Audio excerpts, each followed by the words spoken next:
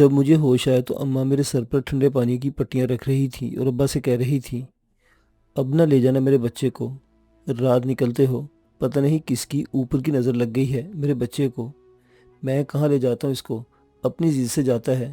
ابا نے احتجاجاً کہا، بس میں نے کہہ دیا، اب بالکل بھی نہیں جائے گا۔ اماں نے غصے سے کہا، ابا چپ رہے۔ مجھے بہت تیز بخار تھا جو 3-4 دن جاری رہا۔ اس دوران میں صرف مجھے نذیری ملنے آیا۔ اماں نے اسے میرے کمرے میں بھیج دیا، تم دونوں باتیں کرو، میں تمہارے لیے چائے بسکٹ لاتی ہوں، وہ کہہ کر باہر چلی گئی۔ کیوں بخار چڑھا لیا تو نے؟ نذیر نے پوچھا۔ لو بھلا، بخار کوئی پوچھ کر آتا ہے، میں نے کہا۔ تیرے ہونٹوں پر پپڑیاں جمی ہوئی ہیں، تو بڑا اداس اداس نظر آ رہا ہے، خیر تو ہے نا؟ سب خیر ہے، میں نے نظریں چرائیں۔ اب تو اپنے ابا کے ساتھ کام پر جانے لگا ہے، خوب پیسے کمائے گا، اس نے ہنس کر کہا۔ پتہ نہیں، کہیں تجھے کوئی غم تو نہیں لگ گیا؟ اس نے پوچھا۔ کیسا غم؟ کس کا غم؟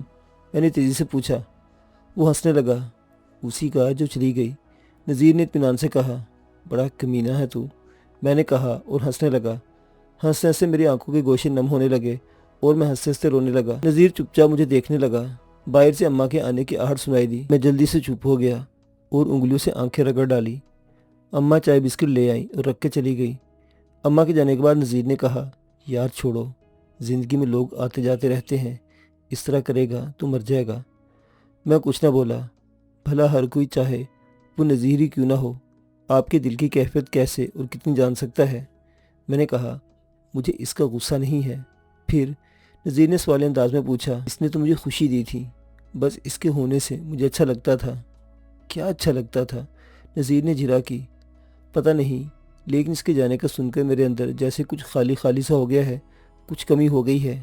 کیا کمی؟ میں نہیں جانتا، میں نے سچائی سے جواب دیا۔ نذیر کچھ نہ بولا، بس چائے میں بسکٹ ڈبا ڈبا کر کھاتا رہا، پھر اسے سلک سلک کر چائے پی۔ میرا خیال ہے کہ تجھے اس سے سچا پیار ہو گیا تھا۔ نذیر نے چائے کی پیالی خالی واپس رکھی۔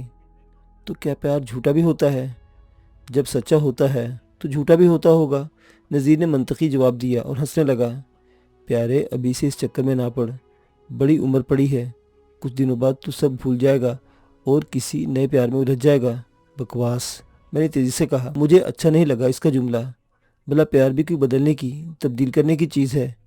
زیادہ نہ سوچا کر، نذیر نے کہا۔ مجھے دیکھ، کبھی کسی کے چکر میں بیمار دیکھا ہے؟ پتہ نہیں تم کون سے مجھے اتنے اور چکر بتاتے ہو۔ نذیر بھی ہنسنے لگا۔ اس کے ہنسنے کی عادت مجھے بہت اچھی لگتی تھی۔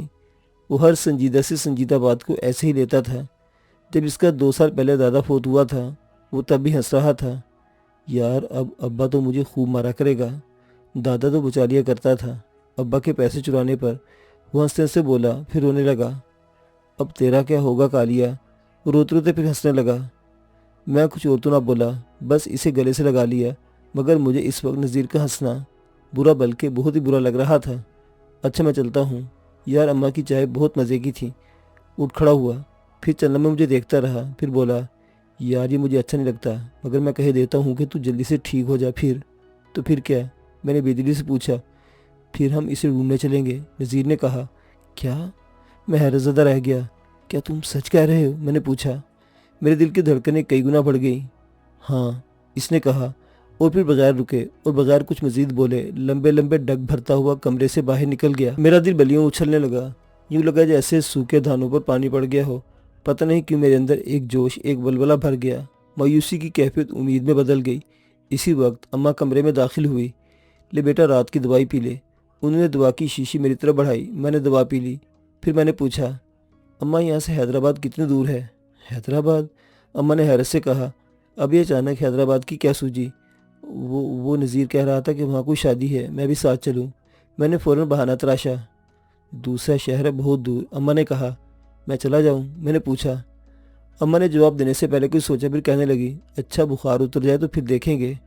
اماں آپ بہت اچھی ہیں، میں نے کہا، اور اظہار ممنونیت سے میری آنکھوں میں آنسو آ گئے۔ بولا ہوا ہے کیا؟ 17 برس کا ہو گیا ہے اور بات بات پر رونے بیٹھ جاتا ہے۔ اماں نے مجھے ڈانٹا اور ہنستی ہوئی کمرے سے نکل گئی۔ پتہ نہیں جانے کی جلدی تھی یا اس سے ملنے کا شوق۔ میرا بخار صبح تک اتر گیا۔ میں نے سیدھے نذیر کی ڈیڑھی کا رخ کیا۔ وہ حسب معمول وہاں تھا۔ مجھے دیکھ کر بہت خوش ہوا۔ یہ ہوئی نا جوانوں والی بات، اس نے ہنس کر کہا۔ میں نے اس کی خوشدلی کو نظر انداز کرتے ہوئے سیدھا سوال داغا، حیدرآباد کب چلنا ہے؟ حیدرآباد؟ اس کی آنکھوں میں حیرت کی لہر ابھری۔ پھر وہ بولا، ہاں ہاں 2-4 دن تو رک جا، میں نے ایک صاحب سے کہا ہے وہ ذرا پتہ نشان ڈھونڈ دیں، جیسے کچھ بتاتے ہیں چلتے ہیں پھر۔ وہ کب تک پتہ کر لیں گے؟ میں نے بے تابی سے پوچھا۔ کہا نا میں نے، جلدی کا ہی ہے، کباڑ خانے آتے ہیں وہ، زیادہ جلدی کروں گا تو اب تک بات پہنچ جائے گی، پھر کون پوچھ گچھ کے چکر میں پڑے۔ نذیر نے مجھے تسلی دی۔ میں نے اماں سے کہہ دیا ہے کہ مجھے نذیر کے ساتھ شادی میں حیدرآباد جانا ہے، میں نے نذیر کو بتایا۔ نذیر نے سن کے کہا، بہت اچھا کیا۔ میں سوچنے لگا اب کیا بات کروں نذیر سے۔ یہ پہلی بار ہو رہا تھا کہ نذیر سے بات کرنے کے لیے موضوع نہیں تھا میرے پاس، وگرنہ میری تمام دوستوں میں سب سے زیادہ گاڑی نذیر کے ساتھ ہی چھنتی تھی۔ ہم لوگ سارا دن ایک دوسرے سے باتیں کرتے رہتے تھے۔ کیا سوچ رہے ہو؟ نذیر نے پوچھا۔ کچھ نہیں، میں نے آہستہ سے جواب دیا۔ میں نذیر کی بیٹھک سے باہر نکل آیا۔ میں نے زبیدہ کے گھر کی طرف دیکھا۔ دروازہ اور کھڑکی دونوں ہی کسی سہمے ہوئے مایوس شخص کے مقدر کی طرح بند تھے۔ مجھ پر یہ عقدہ چند دنوں میں کھلا کہ میرے پیسہ کمانے کی دھن کے پیچھے زبیدہ کے حصول کی خواہش کا طاقتور جذبہ تھا۔ ہمارے معاشرے میں تو یہ عام بات ہے کہ جب تک لڑکا اپنے پیروں پر کھڑا نہ ہو جائے اس کی شادی بیاہ کا سوچا بھی نہ جائے۔ شاید اسی لاشعوری طور پر میں کام کی طرف راغب ہو گیا تھا، مگر جب ایک بار آپ دریا میں کود پڑتے ہیں تو پھر ہاتھ پیر مارنا ہی پڑتے ہیں۔ یہی کچھ میرے ساتھ بھی ہوا۔ طبیعت بہتر ہو گئی تو ایک دن ابا نے کہا، ہاں بیٹا پھر میں رات تمہیں 3 بجے تک اٹھا دوں گا۔ جی اچھا، میں نے جواب دیا۔ ابا نے یہ نہیں کہا تھا کہ چلنا ہے نہیں، بلکہ سیدھا حکم دیا تھا کہ چلنا ہے۔ اماں فوراً بولی، کیوں پریشان ہوتے ہو، اٹھ جائے گا، ویسے بھی یہ بہت سمجھدار ہے، دیکھنا یہ بہت ترقی کرے گا۔ میں دوبارہ ابا کے ساتھ آڑت پر منڈی جانے لگا۔ کئی دن گزر گئے۔ میں گاہے بگاہے پوچھتا رہتا تھا نذیر سے کہ حیدرآباد کب چلنا ہے، مگر وہ ہمیشہ کوئی نہ کوئی بہانہ بنا کے ٹال دیتا تھا۔ ایک دن میں نے زی ہو کر کہا، مجھے لگتا ہے کہ تو مجھے بہلا رہا ہے۔ دنیا ہی بہلانے اور ٹہلانے پر قائم ہے، نذیر نے قہقہ لگا کر کہا۔ کیا مطلب؟ میں نے متعجب ہو کے پوچھا۔ تو مجھے بہلا رہا تھا؟ تو اور کیا، نذیر نے اطمینان سے کہا۔ جس سے یار کا دل بہل جائے، چہرے پر رونق آ جائے، اس سے اچھی کوئی خبر نہیں ہوتی، اور اس میں جھوٹ میرا نہیں، تیری عقل کا کھوٹ ہے۔ میری عقل کا کھوٹ؟ میں نے حیرت اور تعصب سے کہا۔ مجھے بیوقوف بنا کے مجھے ہی نام دھر رہا ہے؟ سامنے کی بات تھی۔ نذیر نے میری طرف دیکھا اور مسکراتے ہوئے بولا، وہ مجھے اچھا نہیں سمجھتے تھے، بقول اس کی اماں کے کہ منحوس دیدے گاڑے ہر وقت کھڑکی کو تاڑتا رہتا ہے، ایسے میں مجھے اپنا پتہ بتا کے جاتے۔ میں نے تجھے بہلانے کے لیے جھوٹ بولا تھا۔ میں نے قریب پڑا گلاس اس کو کھینچ مارا۔ نذیر نے بڑی مہارت سے گلاس کو کیچ کر کے سائڈ پر رکھ دیا اور پھر ہنسنے لگا۔ مجھے بہت غصہ آ رہا تھا، مگر پھر پتہ نہیں کیا ہوا، میں بھی اس کے ساتھ ہنسنے لگا، اتنا ہنسا کہ میری آنکھوں میں آنسو آ گئے۔ چاند سورج ایک دوسرے کے پیچھے دن رات بھاگتے رہے، صبح شام میں چھپتی رہی اور شام رات کے پہلو میں دبکتی رہی۔ میری زندگی کے ماہو سال بیتتے چلے گئے، مگر ان بیتے ہوئے ماہو سال راتوں کو کبھی کبھی وہ ڈبہ کھولنے پر مجبور کر دیتے جس میں کہانیوں کی کتاب سیمسن ڈیلائلا رکھی تھی اور زبیدہ کا پراندہ رکھا تھا، وہی چوٹی جو وہ اپنے لمبے لمبے بالوں میں گونتی تھی۔ اس میں آج تک اس کے بالوں کی خوشبو آتی تھی۔ گزرتے سالوں میں بڑے بھائی حامد کی شادی ہو گئی۔ ابا نے اسے اپنا کاروبار کروا دیا، وہ پھلوں کی آڑت کرنے لگا۔ خواب تو اس کے ڈپٹی کلیکٹر بننے کا تھا، مگر 2 مرتبہ مقابلے کے امتحان میں فیل ہو جانے کے بعد اس نے اس خواب کو لات ماری اور اس حقیقی دنیا میں آ گیا جہاں پیسہ تھا اور چخ تھی، مگر پھر بھی ایک کسک تو ناکامی کی باقی رہتی ہے۔ جتنا وہ پڑھتا تھا، ہمارا تو کیا پورے خاندان کا ہی خیال تھا کہ اس کی صاحبی میں بس ایک آنچ کی کسر ہے، مگر انسان سوچتا کچھ ہے اور ہوتا کچھ ہے۔ مجھ سے چھوٹی بہن رانی کی بھی شادی ہو گئی تھی۔ اب اماں اور ابا میرے پیچھے پڑے تھے کہ میں شادی کر لوں، مگر میں نہ جانے کیوں جب بھی اماں کسی لڑکی کا تذکرہ کرتی تو میرے سامنے زبیدہ آ جاتی اور میں انکار کر دیتا۔ ابا نے کہا، خالی لڑکیوں کے نام نہ گنواؤ، کسی کی تصویر دکھاؤ تاکہ اس کو سمجھ آئے۔ پھر اماں نے لڑکیوں کی تصویریں دکھانا شروع کر دی، مگر مجھے ہر تصویر کے پیچھے زبیدہ کا چہرہ جھانکتا دکھائی دیتا۔ تصویر دھندلی ہو جاتی، زبیدہ حاوی ہو جاتی۔ ایک دن اماں نے زچ ہو کر کہا، بات سن ماجد، اب میں تجھے نام نہ بتاؤں گی نہ تصویر دکھاؤں گی، بس سیدھا تیری رخصتی کرا لاؤں گی، جیسی آپ کی مرضی۔ میں نے بیزاری سے کہا، لو جی دیکھو 27 برس کا ہو گیا اور گھرداری کا ہوش نہیں۔ اماں کو غصہ آ گیا، یہ میں ہوں تیری ماں جو تیرا گھر بسانے کے لیے بے چین ہے، ورنہ میرے بعد بہن بھائی ان چکروں میں نہیں پڑتے کہ بھائی کی شادی کے لیے اتابلے پھریں۔ مگر آپ کہاں جا رہی ہیں بھلا؟ مجھے اماں کے انداز پر ہنسی آ گئی۔ اے لو، بھلا کوئی ہمیشہ بیٹھا رہتا ہے؟ اماں نے چمک کے کہا، عجیب لڑکا ہے، سمجھتا نہیں۔ اچھا بھائی، جیسا آپ چاہیں۔ میں نے اماں کے آگے ہتھیار ڈال دیے۔ اماں نے جو لڑکی میرے لیے پسند کی اس کا نام زلیخا تھا۔ عام سی شکل و صورت کی لڑکی تھی جس کی سب سے بڑی خوبی اس کی کم گوئی اور اطاعت شعاری تھی۔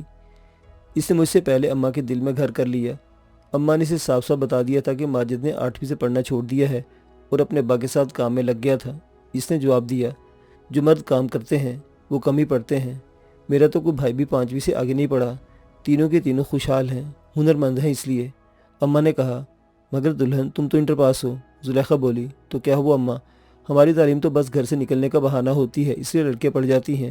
ہمیں بھی آزادی سے گلی کے نکڑ پر کھڑے ہونے کا حق دیں، راتوں کو باہر رہیں، یا دوستوں کے ساتھ وقت گزارنے کا کھلا ڈلا موقع دیا جائے، پھر دیکھیں لڑکی کتنا پڑھتی ہیں۔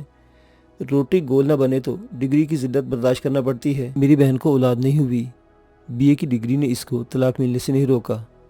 اماں نے کہا، ٹھیک کہتی ہو، خالی تعلیم نہیں مقدر بھی ہوتا ہے، اور میں نے تو یہی دیکھا ہے کہ عورت میں ڈگری سے کم اور نصیب سے زیادہ راج کرتی ہے۔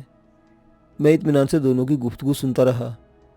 حیرت انگیز طور پر زلیخا کے انداز میں کوئی تلخی، کوئی گلہ، کوئی شکوہ نہیں تھا، بلکہ اس کے انداز میں ایسا تاثر تھا جیسے یہ ساری باتیں کسی غیر متعلقہ فرد کے بارے میں ہو رہی ہوں۔ زلیخا تو اس وقت بھی بڑے اطمینان سے بولی تھی۔ جب میں نے اس سے کہا تھا، اگر تم برا نہ مانو تو میں تمہیں زوبی کہہ لوں، جیسے آپ کو اچھا لگے۔ اس اللہ کی بندی نے پلٹ کر نہیں پوچھا کہ میں اس کو زلیخا کے بجائے زوبی کو کہنا چاہتا ہوں، اور پھر بعد کے دنوں نے ثابت کر دیا کہ وہ ایسی موم کی عورت تھی جو کہ نہ صرف اماں کے ارادوں میں ڈھل گئی، بلکہ اس نے مجھ سے بھی کبھی کسی فرمائش، کسی آرزو کا اظہار نہیں کیا۔ میرا پہلا بیٹا شادی کے ٹھیک 10 ماہ کے بعد ہوا۔ وہ ہو بہو میری کاپی تھا۔ پہلا بچہ شوہر پر جائے تو اس کا مطلب ہوتا ہے کہ بیوی کو شوہر سے محبت ہے، ماں نے کہا۔ میں خوش تھا کہ میری تکمیل کا سفر شروع ہو رہا ہے۔ سنا آپ نے اماں کیا کہہ رہی ہیں؟ میں نے زلیخا سے کہا۔ جی، اس نے آہستہ سے کہا اور چپ ہو گئی۔ کہ تم خوش نہیں ہو؟ میں نے پوچھا۔ میں بہت خوش ہوں، وہ دھیمے سے بولی۔ اماں نے بری بات نہیں کی؟ کون سی بات؟ میں نے پوچھا۔ وہ بولی، وہی جو اماں کہہ رہی ہیں کہ اگر پہلا بچہ شوہر کی شکل پر جائے تو بیوی کی محبت کا اظہار ہوتا ہے، پھر شوہر کی محبت کا کیسے پتہ چلے گا؟ اس نے پوچھا اور میری طرف دیکھا۔ میں حیران رہ گیا۔ پتہ نہیں کیوں میں اس پر سوچ رہا تھا کہ اگر زلیخا کی جگہ زوبی ہوتی تو کیا بات ہے؟ اس نے مجھے چکا دیا۔ میں چپ رہا، مجھ سے کچھ نہ بولا گیا۔ وہ چند لمحے میری طرف دیکھتی رہی۔ اس کے لب خاموش تھے اور آنکھیں بے تاثر۔ پھر اس نے کروٹ بدلی اور بچے کو دودھ پلانے لگی۔ میں کمرے سے باہر نکل آیا اور چھت پر جا بیٹھا۔ گزرتے وقت نے پھر ہمارا ایک بڑا نقصان کر دیا۔ ابا کی طبیعت رات کے وقت خراب ہوئی۔ انہیں اسپتال لے کر گئے، مگر وہ چند ہچکیں لے کر ہمیشہ کے لیے خاموش ہو گئے۔ سچی بات تو یہ ہے کہ میں نے کبھی یہ سوچا نہیں تھا کہ ابا یوں اچانک مر جائیں گے۔ ساری عمر انہیں چاقو چوبند دیکھا تھا، ہنستے مسکراتے باتیں کرتے۔ مجھے یاد نہیں کہ ابا کو 2-4 دن بھی بخار میں دیکھا ہو، پھر اچانک یہ کیا ہو گیا۔ میں ہی ابا کے سب سے زیادہ قریب تھا، بلکہ ابا اور اماں دونوں ہی سے میں ہی سب سے زیادہ قریب تھا، اور ہم دونوں ہی کو بہت دنوں تک نہ مجھے نہ اماں کو یقین آیا کہ ابا چلے گئے ہیں۔ اماں کی خالی اداس ویران آنکھیں، ان کی آواز کا وہ کرارا پن جیسے ڈھیلے سے لہجے میں تبدیل ہو گیا۔ ہم سب بہن بھائی اپنے اپنے گھروں کے تھے، سب کی شادیاں ہو گئی تھی، ابا سب کے فرائض پورے کر گئے تھے۔ کبھی کبھی میں اماں سے کہتا، ویسے تو ابا کو کوئی بیماری، کوئی تکلیف نہیں تھی، اللہ نے ان کے سارے فرائض پورے کرا دیے۔ پچھلے سال آپ اور ابا حج بھی کرائے۔ اماں نے بلک کر کہا، ہاں اپنے بچوں کے سارے فرائض پورے کر گئے، میرا فرض تو باقی رہ گیا، تنہا کر گئے۔ آپ کا فرض؟ میں حیران ہو گیا۔ ارے تجھے کیا پتا، عورت اپنے شوہر کے ہاتھوں دفن ہو تو اس کا فرض پورا ہوتا ہے۔ ہائے میں کیسی بدقسمت ہوں کہ تیرے باپ کو ہاتھوں کی مٹی نہ مل سکی مجھ بد نصیب کو۔ اماں نے کہا۔ ان کی آنکھوں سے آنسو تواتر سے بہنے لگے۔ محبت کا یہ انداز دیکھ کر میں حیران رہ گیا۔ میں نے بے اختیار پوچھا، آپ اتنی محبت کرتی تھی ابا سے؟ اماں نہ جانے کس جنون میں تھی، کہنے لگی، ہائے تو کیا جانے تیرے ابا کتنے اچھے، کتنے سادہ تھے، مجھے ان کی سادگی ہی تو اچھی لگتی تھی۔ تیرے ابا ٹھیلے پر سبزیاں بیچتے تھے، گلی گلی آوازیں لگا کے، ان کے گلے میں بڑا سوز تھا، ایسے پرسوز گانے گاتے تھے، محمد رفیع کے، کشور کے اور اپنے مہدی حسن کے۔ میں تو ان کے انداز پر ہی مر مٹی۔ اماں کی آنکھیں بھر آئیں اور وہ رونے لگی بے آواز۔ یہ محبت بھی کتنی عجیب ہوتی ہے۔ اماں کو گلا تھا کہ ابا نے انہیں پہلے چھوڑ دیا، ورنہ ان کی ذمہ داری تھی کہ وہ اپنے ہاتھوں سے انہیں دفناتے۔ محبت بھی کیا چیز ہوتی ہے۔ زلیخا بھی بڑی بھاگوان عورت ثابت ہوئی۔ میری عادت بڑھتی رہی، میں منڈی کا خاص بیپاری بن گیا۔ اللہ نے 2 بیٹے اور 1 بیٹی بھی دے دی۔ روپے پیسے کی کمی نہیں تھی، لیکن اوچھا پن نہیں تھا۔ آج بھی مجھے اپنے پرانے محلے میں رہنا اچھا لگتا تھا۔ میرا واحد دوست نذیر بھی اسی محلے میں تھا، البتہ اس کے والد کا انتقال ہو چکا تھا۔ اس کی کرخت آواز والی اماں اب کمر جھکا کے دھیرے دھیرے چلتی تھی۔ سپہر کو میں اور نذیر بیٹھک میں بیٹھتے پرانی یادوں کو تازہ کرتے رہتے تھے۔ زبیدہ کا مکان ابھی تک خالی تھا۔ میں اس واقعے کے بعد کئی دن نذیر سے ناراض رہا تھا کہ اس نے مجھے حیدرآباد جانے کا جھوٹا آسرا کیوں دیا، مگر پھر نذیر نے مجھے منا لیا تھا۔ نذیر ابھی تک اسی طرح شوخ تھا، ہنستا مسکراتا تھا۔ اس کے 2 لڑکے اور 1 لڑکی تھی۔ بڑے لڑکے نے اپنی پسند کی شادی کی تھی اور شہر کے مشرقی حصے میں اپنا اٹلانٹک سٹور کھول لیا تھا۔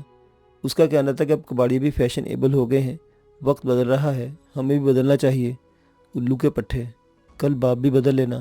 نذیر نے غصے سے چیخ کر کہا، ابا زیادہ نہ چیخیں، آپ کا بلڈ پریشر ہائی ہو جاتا ہے۔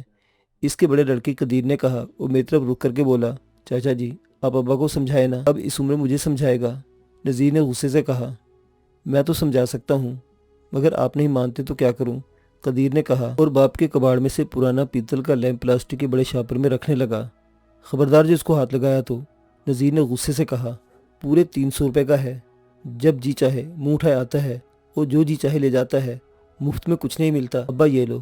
قدیر نے جیب سے 100 کے نوٹ نکالے اور گن کے 300 روپے نذیر کی طرف بڑھائے۔ لعنت ہے تجھ پر، نذیر نے ہاتھ مار کے پیسے نیچے گرا دیے۔ یہ پیسوں کی ضرورت ہے کیا؟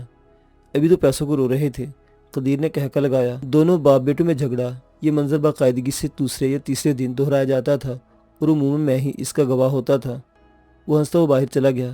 جانے سے پہلے اس نے پیسے اٹھائے اور زبردستی باپ کی جیب میں ڈال گیا۔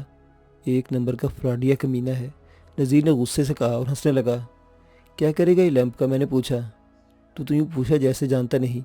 نذیر میری طرف دیکھ کے ہنسا۔ پالش کروائے گا، کسی سے 200-400 سال پہلے کا، اس کے پیندے میں سن کھدوائے گا اور 4-5 ہزار میں تو نوادرات میں شامل کر کے بیچ دے گا۔ لوگ ہی بیوقوف ہیں، میں نے تعصب سے کہا۔ اندر سے اس کی بیوی کھانے کے لیے دہی بڑے ٹرے میں لے آئی اور مجھ سے بولی، آپ ان کو سمجھاتے کیوں نہیں؟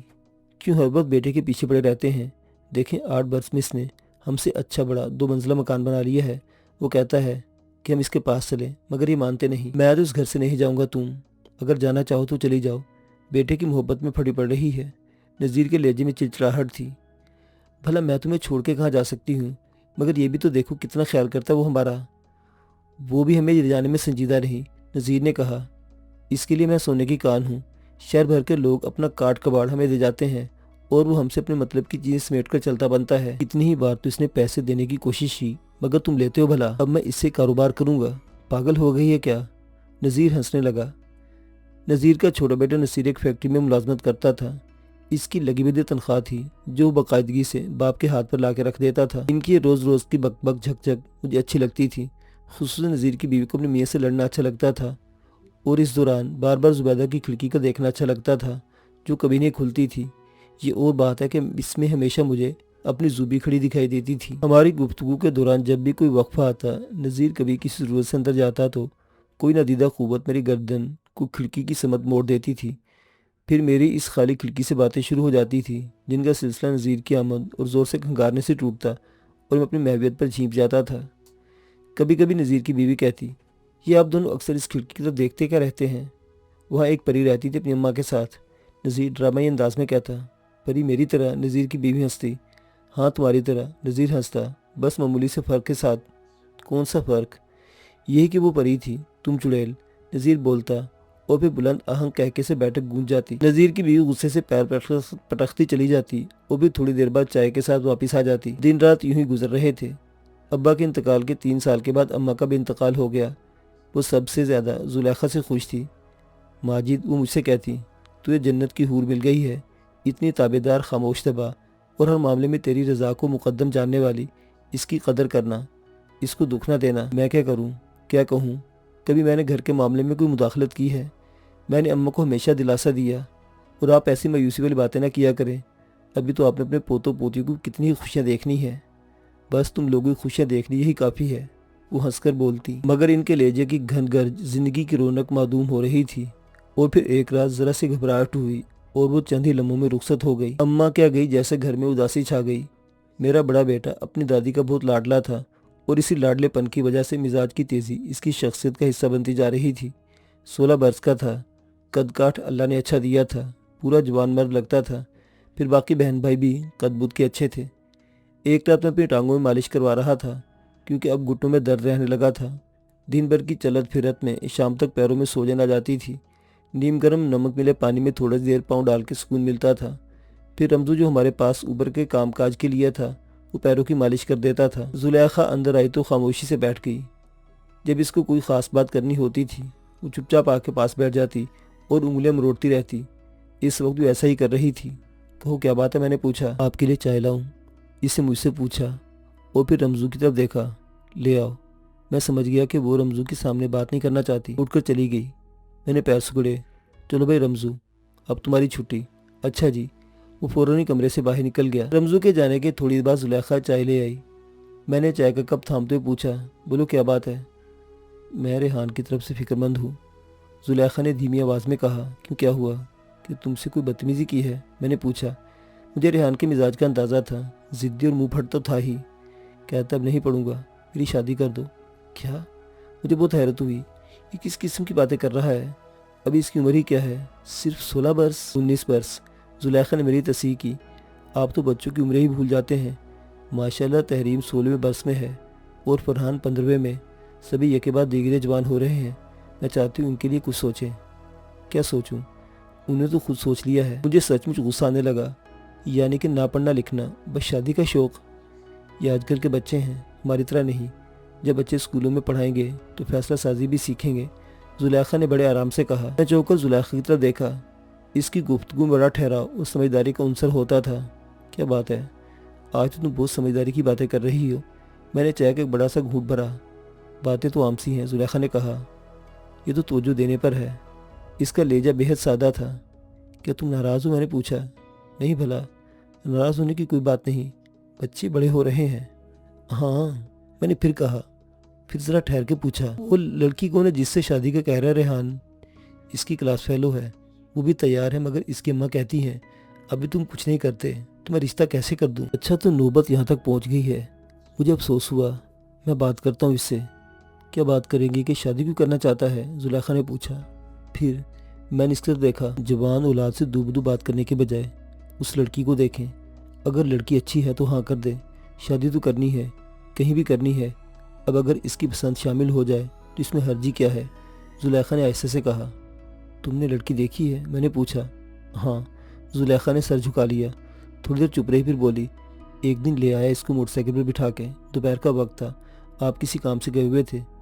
میں نے پوچھا یہ کون ہے؟ جس نے کہا امی یہ عارفہ ہے، میری کلاس فیلو۔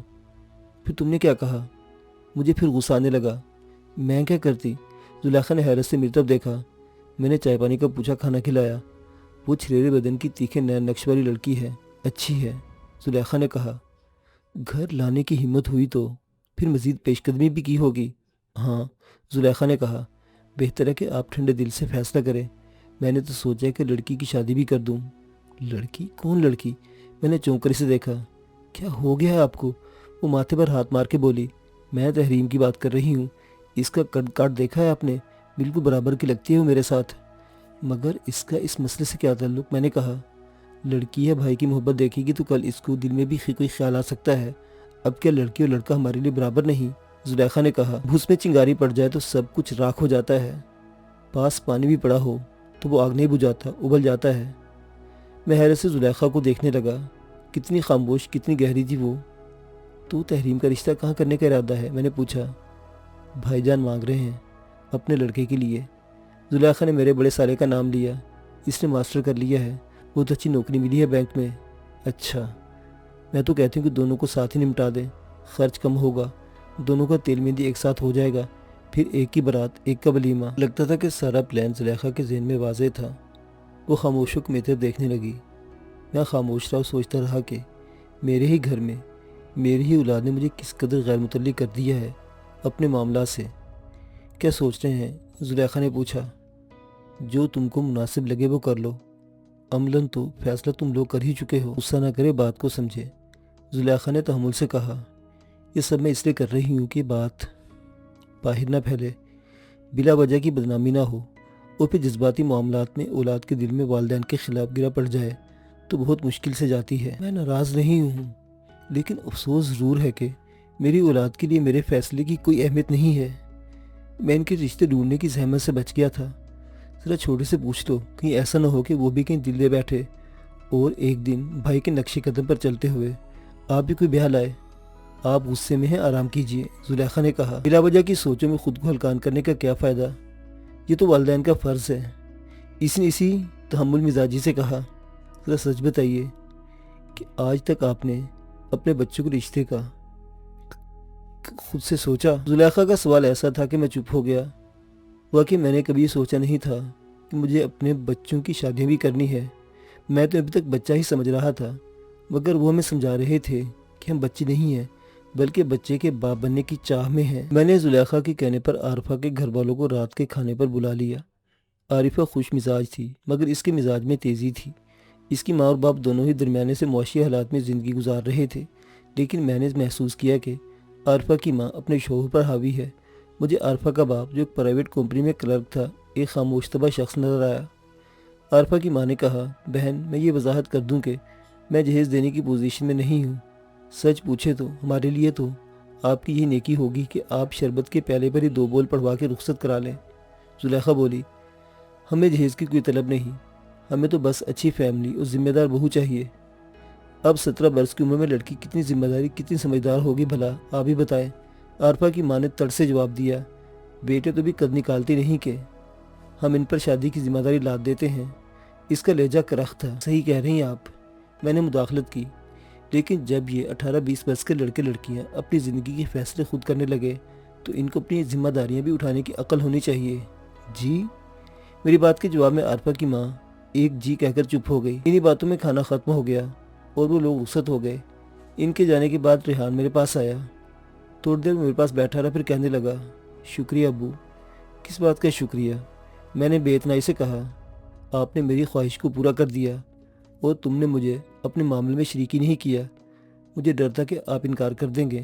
وہ آہستہ سے سر جھکا کے بولا، میں نے سنجیدگی سے کہا، اگر میرے اختیار میں ہوتا تو میں ضرور منع کرتا، مگر میں جانتا ہوں کہ تم عمر کے اس حصے میں ہو جہاں نصیحت سب سے بڑی فضیحت لگتی ہے اور سمجھانے والا برا ہی نہیں دشمن ہوتا ہے، اگرچہ وہ باپ ہی کیوں نہ ہو۔ وہ خاموش رہا۔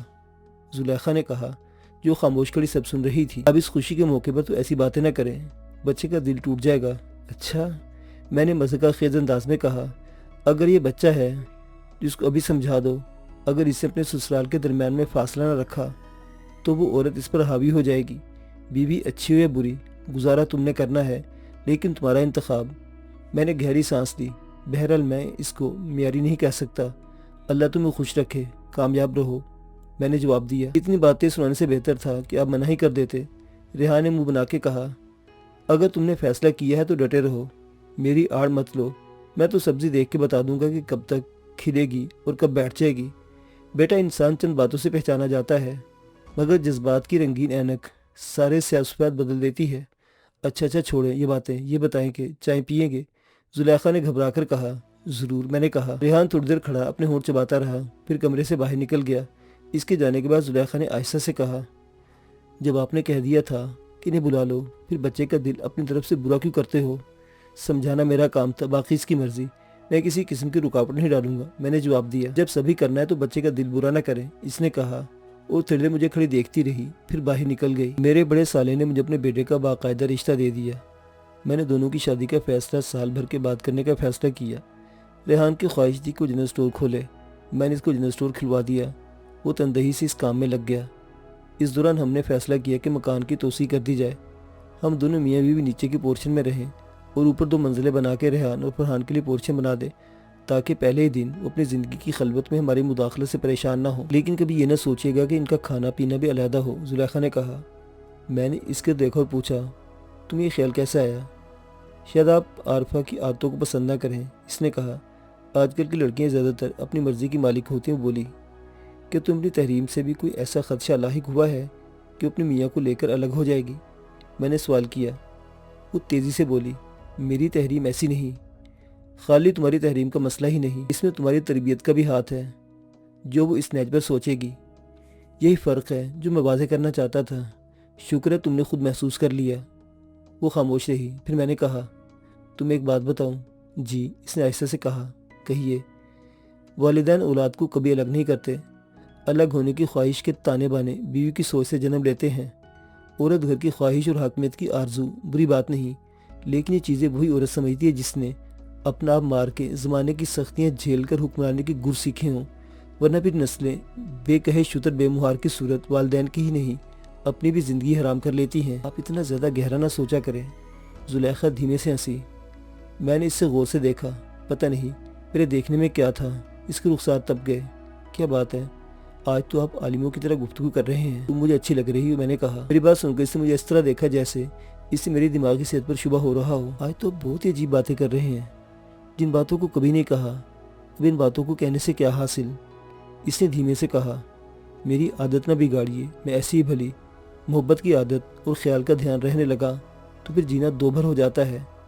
میں خاموشی سے دیکھتا رہ گیا کہ میں نے زلیخا کو سمجھنے میں غلطی کی تھی یا وہ رازو بھری پوٹلی تھی جس کو میری توجہ کھوج رہی تھی۔ میں سوچتا رہ گیا۔ وہ کمرے سے باہر چلی گئی۔